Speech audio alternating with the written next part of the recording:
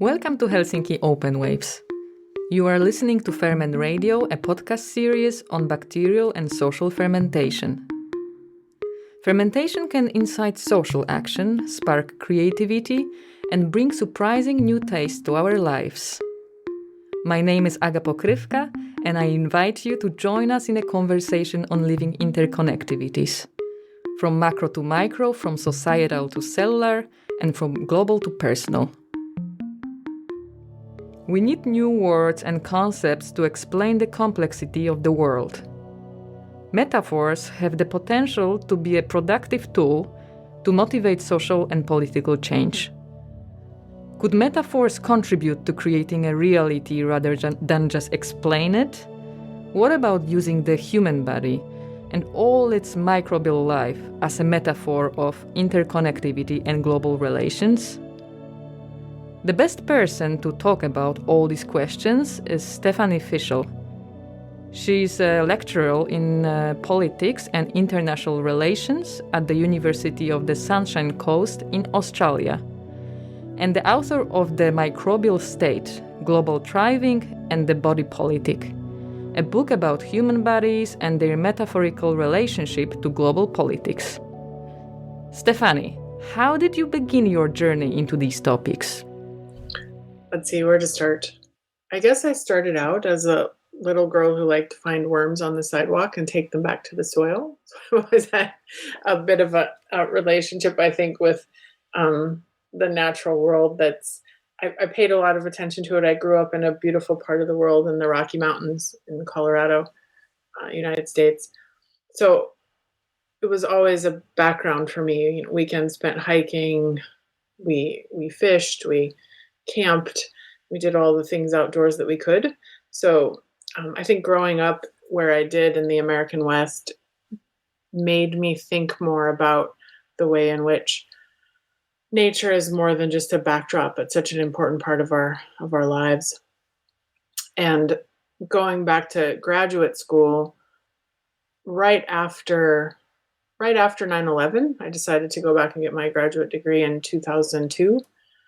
And I think a big piece of it for me was that I wanted to be part of making a different world, a better world, a world that was more just and could react to things differently. So I got my first degree at the University of Victoria in British Columbia, which was another beautiful place to be, right? Vancouver Island, which is off the west coast of Canada. And from there, really thought that I was going to go into international regulation, law, thinking about the UN, thinking about nonprofits, think tanks. But I really did fall in love with academia. I fell in love with being able to read books and think about things and do thought experiments and be around people who also liked that. So then I went on to get my doctorate at the Johns Hopkins University in Baltimore, Maryland, which was definitely a different experience. It's an urban campus, and the Northeast of America is quite a bit different than the West. And of course, during the long time that one spends in a PhD in the US style, went through many different ways to try to get to what I wanted to talk about. I wanted to talk about how important bodies were and how they were often, in the discipline that I'm in, international relations, often turned into ciphers or discussed as only citizens, or only one kind of body was assumed, or we talked about migrants or trafficking movement, but never about the specificity of those bodies. So when it came down to it, moving deeper and deeper into the body brought me to the microbiome and trying to think metaphorically about how human communities could take good lessons from our smaller brethren and how they communicate and how they work together in particular ways. And that led then to my dissertation research and later to the Microbial State, which is the book that came from all of these musings over about 10 years. Since you've mentioned about this metaphor of the body and microbiome and so on in international relations, how do you see metaphor itself? Why is it important? And how you use it as a tool, because this is how I understand at least your work or part of your work.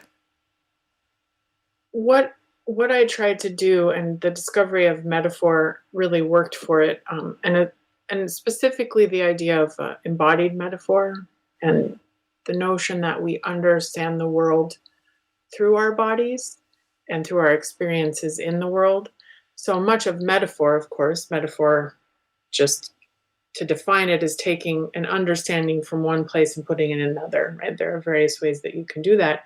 And one of the ways I used it was to kind of trick my discipline into thinking about the way in which we've already used the notion of the body politically, and international relations, along with political theory and all different kinds of political thought, talk about the body politic. And that's often a common way to frame things. And in fact, we often think about our politics, and we talk about our politics through notions of the family, through notions of the body, right? We have the organs of the United Nations. We have the head of state. Our economic and political systems are often modeled after the family, with the father at the head running the finances of the family. And again, you come back to the notion that, well, where's the real body in all of this? And for the most part, we see the real body as the information about it stopping in the 17th century. Like, we're using this body and the idea of the body similar to the way Thomas Hobbes would, thinking about the body as they knew it then. And my thought was, well, bodies are pretty cool and interesting things. And we know a lot more about bodies than we used to. In some ways, bodies stay mysterious to us, and they stay learning more and more about them often doesn't help us understand the processes at some level any better. But the fact that we would have a notion of our bodies from this microbial viewpoint, from a viewpoint in which technologies allow us to see inside of it, both the microscope, MRI, leads you to think that if we're going to take this body politic and say we know things about politics because we know the body, and the body is an old body that hasn't been thought about differently, that looking at the new ways of understanding the body could therefore update our politics. There's a back and forth relationship there. And ultimately, I relied on a lot of English literature and sociological literature around the power of metaphor to change and shift people's beliefs about the world. So it's not just that we understand the world ourselves, but that the world itself acts on us, and that can shift our understanding. So if we see things in metaphorically different ways, then we would treat it and act toward it in different ways in actuality, not just metaphorically. I'm so happy to hear all of this, because to me, even the whole idea of Ferment Radio and what we are doing here is exactly use the metaphor. However, I don't call it like this, but I think it is this technology, let's say, of a metaphor, which is applied here. And however, the podcast is called Ferment Radio.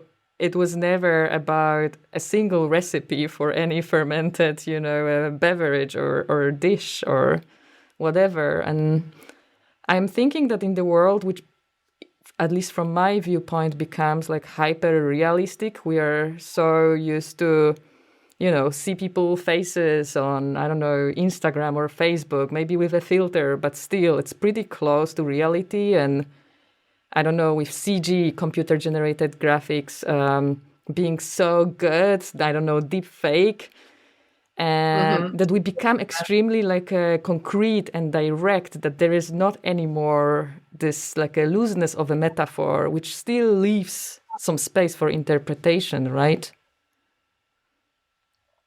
And there's also, I think, and one of the reasons I think I was led down this path was one of my important mentors and supervisors in my study was Jane Bennett, who works a lot with thinking about the re-enchantment of modern life. How that if we go off of Weber and we think about how modernity led to disenchantment, there's still a lot of magic out there. right? And we can acknowledge that magic, and we can acknowledge, and I do love the idea of playing with fermentation and fermenting. I'm so glad to see you doing it in this context, because I do think it allows us to think about not only just our own, not just our own creative processes, but how we are aided and abetted by so many others in the process. And think about fermentation. We've had a long-term friendship basically with all kinds of critters that make our bread and our beer and our wine, and it's not a creativity that we do alone. It takes a whole crowd of others to get it done. So I think that it's interesting and fun in the fact that the very ways in which you think about these metaphors then can help you construct a world that takes in a wider view, takes in a more magical view of it. And I know we're in the middle of a pandemic and dealing with a microscopic actor that has wreaked havoc globally, socially, economically, and in families. But there's also so much productivity and so much magical happenings all the time. We're really a planet of microbes, and those microbes are part of so much and are so important to our ways of life that I like to think that doesn't always get overshadowed by the fear and anxiety around the invisible is also can be fun. even in the middle of a pandemic, we need to think about the ways in which our ways of interacting with the world have led us to this place. Right? We do know that zoonotic viruses are very much a part of our anthropogenic changes into forests and habitats, and putting more and more animals more closely together, either through the ways in which we sell them to eat them, or just through habitat fragmentation and destruction of habitat. And that's an important reminder that the very small is also important when we think about the ways in which we exist on this planet moving forward. It's not just our charismatic megafauna that need to be thought about and have a place, but rather a whole host of tiny others out there as well. But coming back to this global relationships, international relations, and this that for so long the main kind of a concepts or understanding of realities through persons or citizens or individuals rather than bodies or, microbiomes, for example. Do you have some opinion on why is it so? Why was it so to see the reality this way without bodies, basically? I think one of the things I discovered right away in thinking about this is that it's not as though we don't think about bodies. We just always assume these bodies to be a certain kind. So bodies and our notions of healthy bodies and what bodies are like are very much tied up with the patriarchy, with our capitalist economic systems, with ideas of white supremacy. I know I've been recently reading into the legacy and history of the body mass index. So BMI itself, our notions of how we see healthy bodies are wrapped up in a particular Frenchman who decided that these kinds of French bodies were the way in which they were healthy. And as a result, these notions of health come down to us, and we find that they're quite racist, right, and misogynist at their base, that health doesn't look a certain way and doesn't have to look a certain way. It's actually quite varied. So I think in that way, our notions of the body are very wrapped up in our bigger ideas of which bodies matter and which bodies we're always comparing the other to. There are a lot of, especially black feminist thinkers like Hortense Spillers and lots of, and the gamut of women of color and Black women would say that it's not their bodies that have ever been, talked about. It's always compared. Those bodies are always assumed to be white, male, and European, as opposed to other ways in which we can imagine bodies to be. So I think that's an important piece to remember. It's not as though we don't talk about bodies, but it's always assumed to be a body of a particular type. And once you dig into that a little, you see the ways in which that works to prop up other systems of oppression and other kinds of ways in which we extract resources from larger systems and then the bodies themselves. Mm-hmm. So if we imagine, or if we take this metaphor of a body as a state, and whatever happens in those bodies with all its micro relationships is what is happening within state, then what kind of state we get, or what kind of lessons we can learn from it?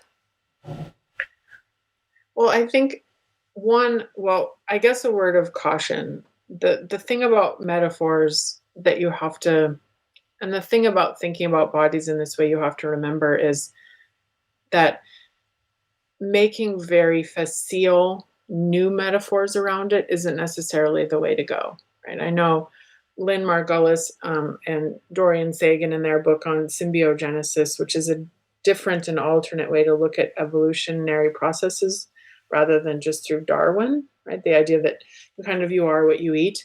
We've evolved together with a lot of beings. They really caution in their work that it's not just, okay, we have this simplistic metaphor of, evolution comes from the survival of the fittest.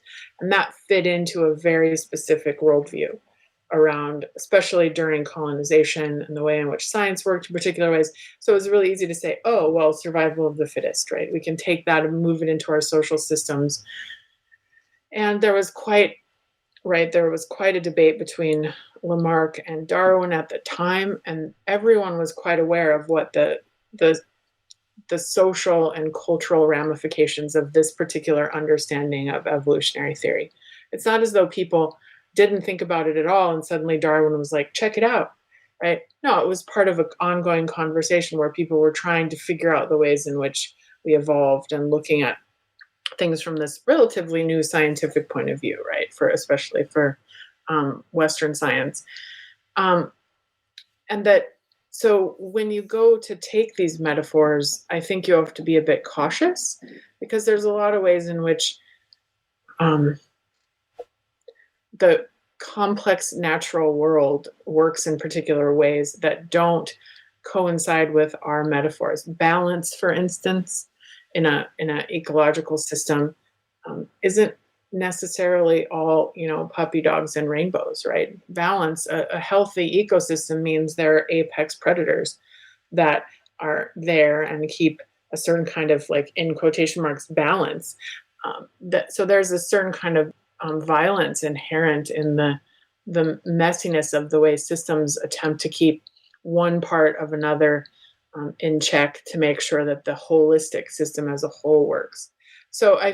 But what I tried to do with the book was talk about the ways in which the state itself is a particular political institution that was created in, around 1648 after a century of crises in Europe and then taken out everywhere in colonialism.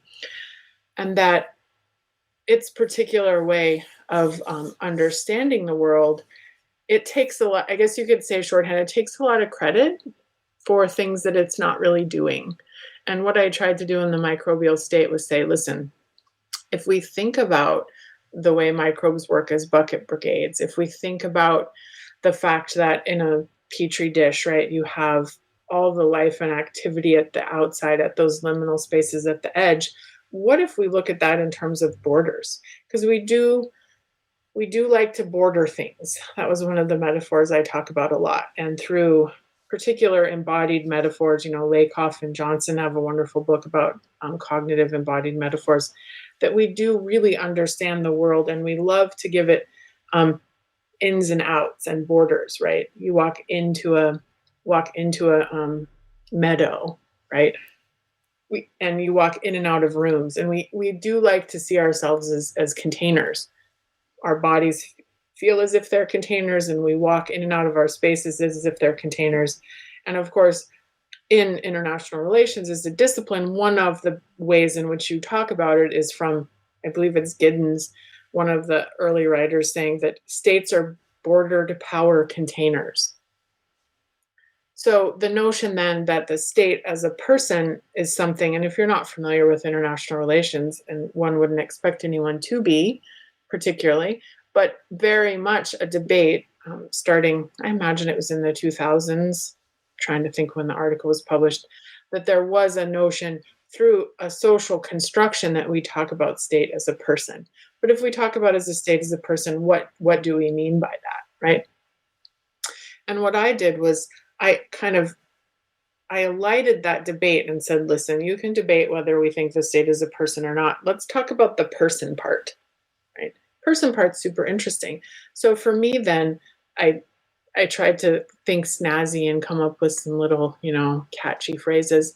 But one of the things is, if you think about a body in these microbial terms, it turns out we're very diverse and not particularly human, right? So there are all these activities going on at all times through our microbial, microbiomes on our skin and in our guts and then all over, that then we could say, well, if we think about the way in which our heterogeneous societies, especially in settler colonies, right, and in places where there's been a lot of different nationalities coming in, well, what if we did that? What if we saw us all as, and this is a necessary thing, right?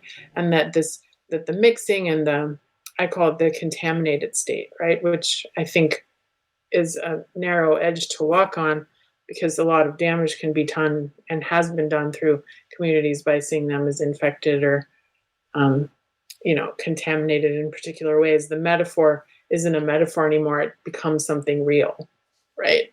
You don't talk about a person as if they were a louse. They are a louse, right? And therefore can be exterminated. So there's a lot of, again, the cautionary tale with metaphors is also a Nietzschean one, that we can forget that the metaphor was there and it just all collapses in on itself. So the notion then that we would need to understand that we need a lot of things happening and a lot of action at the border and a lot of moving in and out. States think they're keeping us safe and well regulated by being a bordered power container, but in fact it's more about flows. And much critical theory throughout the 20th century was talking about that. Like, it's really about movement, it's not about stasis. And through this metaphor of the bacteria and through immunology, like through itself, through our skin, through our immune system, we actually invite in way more than we keep out, which is basically what our vaccines are doing now, right? They're teaching our body, they're saying it's going to come in. This one's not good, right? Like we need to know this one and we need to incorporate it into ourselves so that it doesn't become pathogenic. And so immune systems themselves are fascinating and not as much about keeping everything out. It's like, come on in, like we need to figure you out. And once we figure you out, we remember you. And when we remember you, we don't get sick, right? Or we don't get as sick. Yeah, that's super interesting, this notion of a border. Personally, I also I somehow was drawn into it when getting familiar with your work. And I was also reflecting on that border exactly has this notion of something very concrete and very described. From the other hand, let's say if, drugs are smuggled over the border, they belong to the country A from where they came from. But when, the trash from a country B to A is being transported over border, then it's a trash or waste of a country where it arrived to. And the same with animals, right? Where do they belong to? So this is like this, like a blind spots in where something belongs to because of this artificial line or whatever, fence, wall, whatever, however you mark it. Yeah, I had one of my early supervisor in my master's, his name is Rob Walker. One of his provocations for us was always, listen, there are lines and we've drawn them, but we don't really know on which side of the line that violence is, right? Was it a violence that came beforehand, and we drew a line to say we can fix it, right? We can keep these apart, we can control this, or is the very drawing of the line itself the creation of the violence? So then in international relations, you begin to talk about how it becomes a bit of a con game, right? Like, well, it was bad beforehand, and it would be worse if we didn't have them.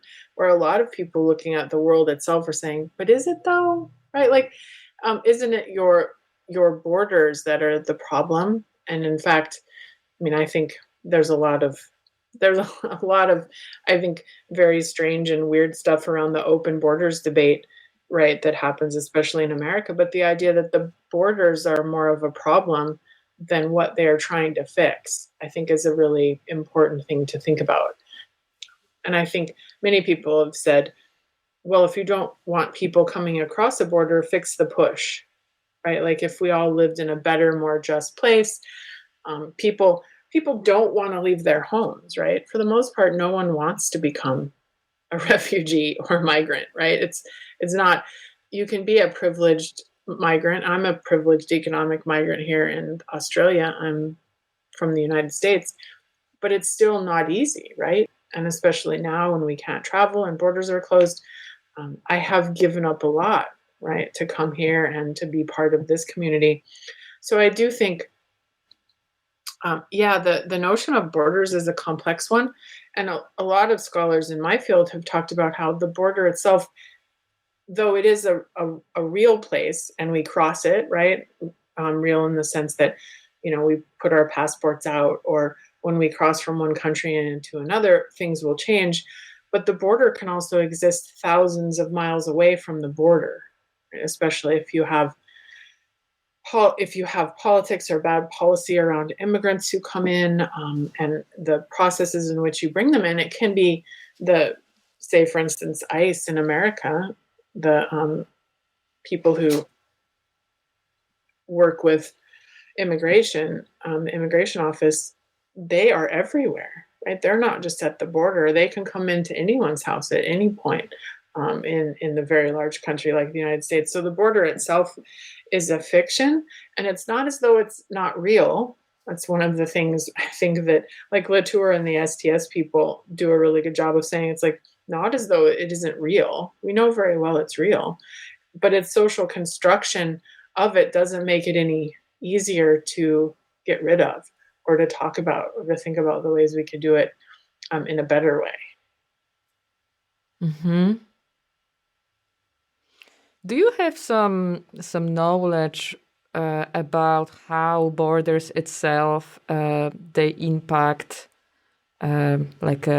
ecology itself? Because it sounds quite of obvious that it blocks some natural flow and migration of some particular species and so on. But it's just my kind of a sense. But I didn't really read anything, or I didn't meet much data on this topic. I wonder if you could share something, if you know more than me, at least. I do know a little bit more. There's an interesting group of people. There's quite a few of them here in Australia, and there's quite a few in Canada. This is where I'm most familiar with their work on critical border studies. And I do know someone who is really working in that area and thinking about especially the way in which animals, non-human animals, move through, like, it doesn't matter to them, right?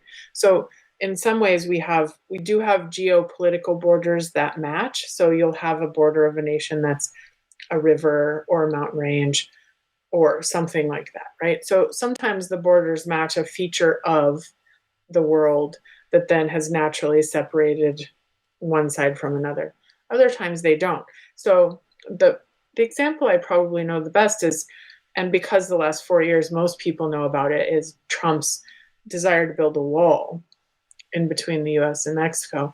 And first off, right, that's where you see the weird fiction of borders come into play, because so much of the area that you actually can't build a wall, right? It's either water or marshland, or there's something about it that makes it inaccessible to humans.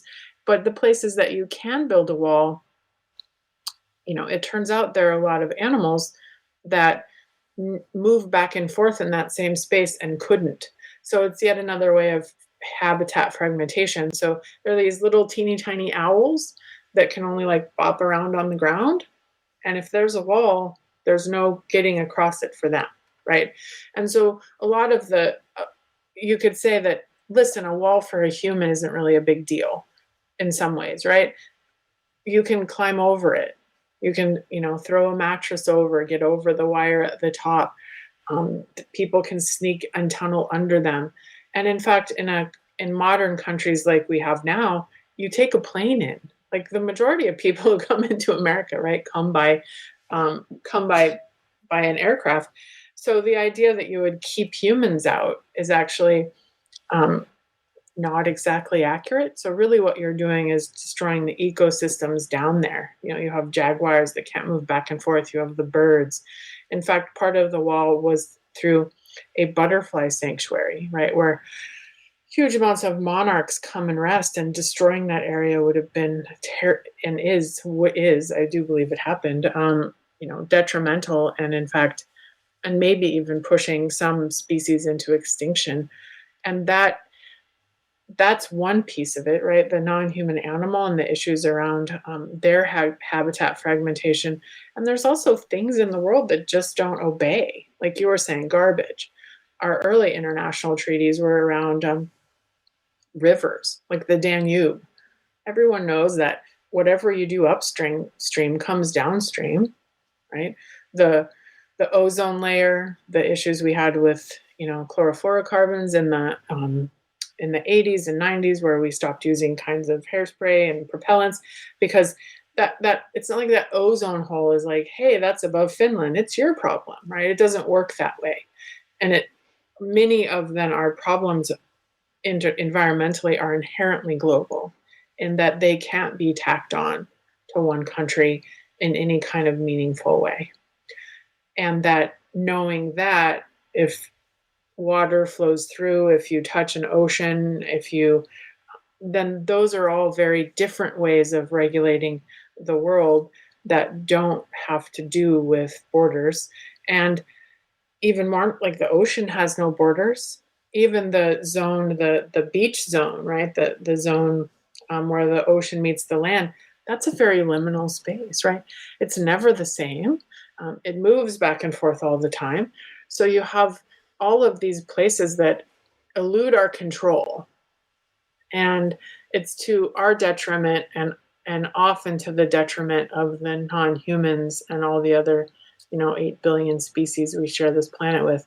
When we try to draw lines, they tend to get caught in that line drawing, to the extent that they can be destroyed because of it.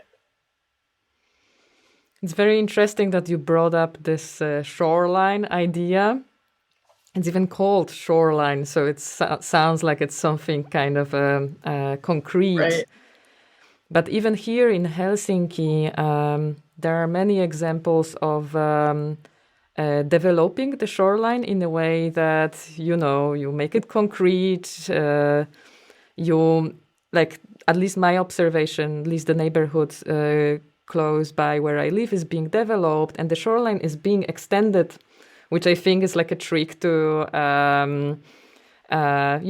take a little bit from the sea in order to make a bit of a land. So it's kind of taking the value, I don't know, probably thousands of square meters, because the shoreline is quite long, basically for free, but also kind of sealing it, that it's not anymore like a fluid or liquid border, but something which is very concrete.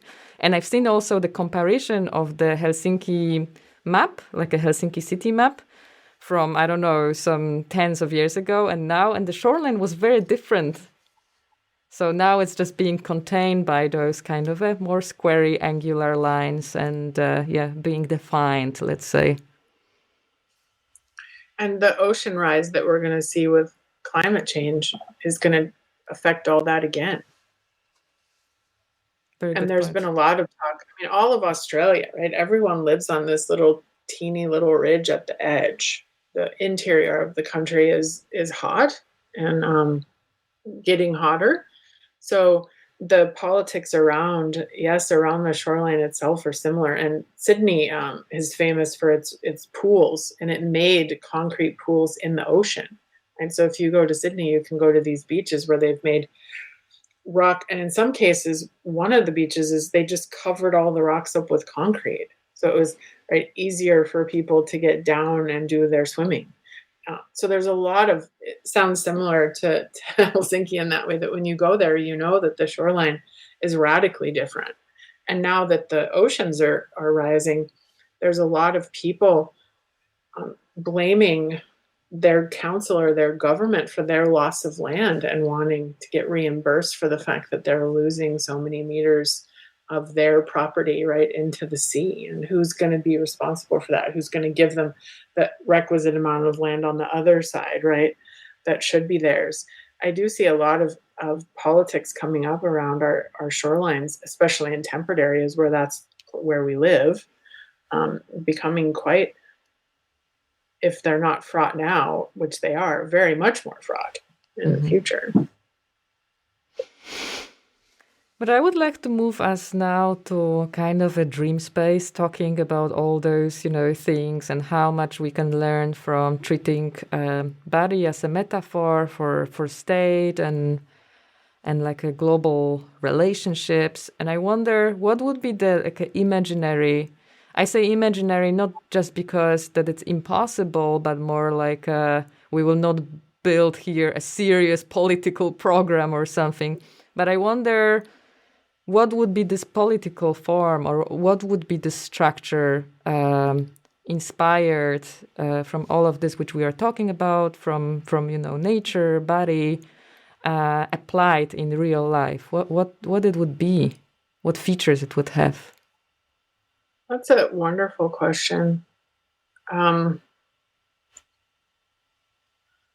I know I've spent a long time thinking about how the only way the world changes really is through creative people reimagining it.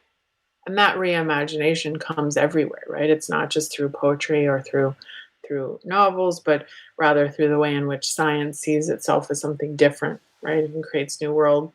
I used Feyerabend in the book to talk about how you have to dream a new world.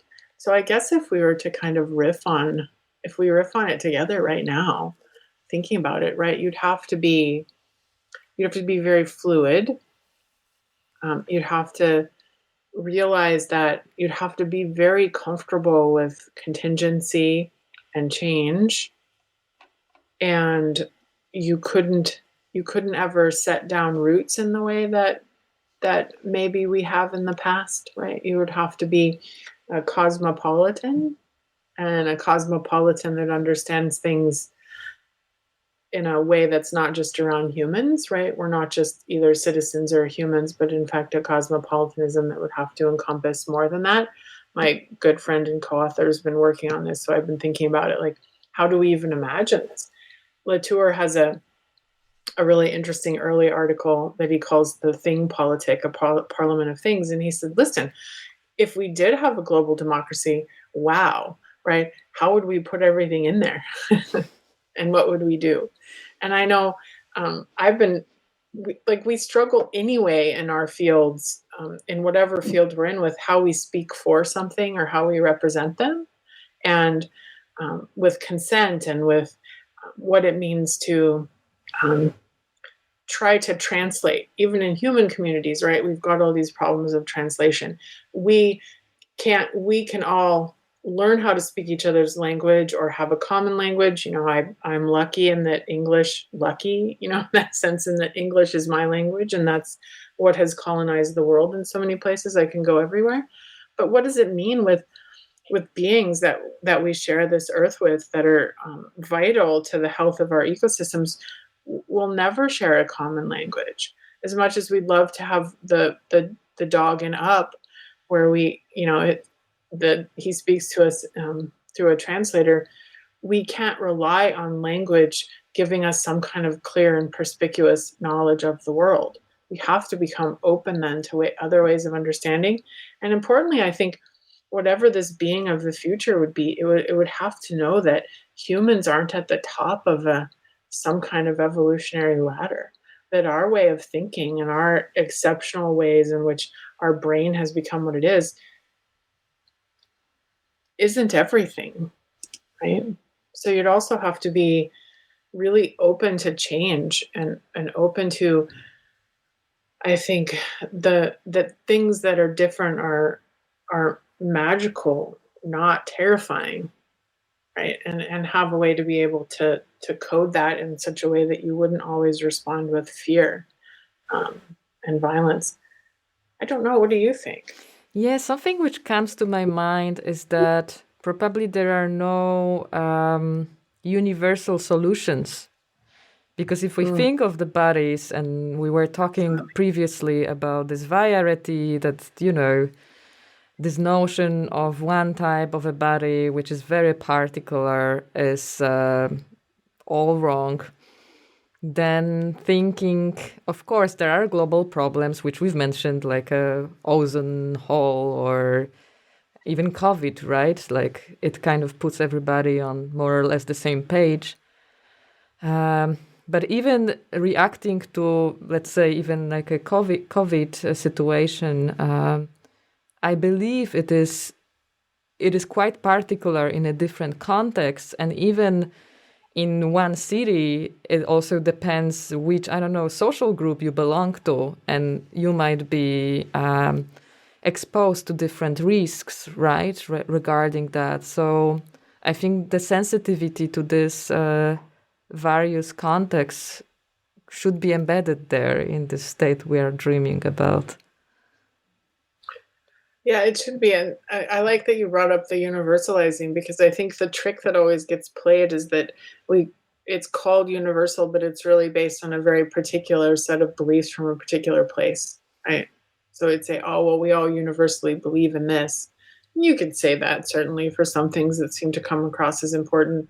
But at the same time, we would have to have notion of how to, and not to always let that dip into relativity, like you couldn't understand because of this, but the ways in which we could, yes, very authentically decide something.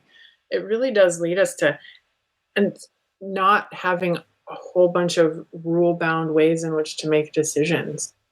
And isn't that difficult for bureaucracies or for all the ways in which we tend to think about our human organizations? They're very much built on, well, if this happens, then you do this, and then this is checked off and that happens.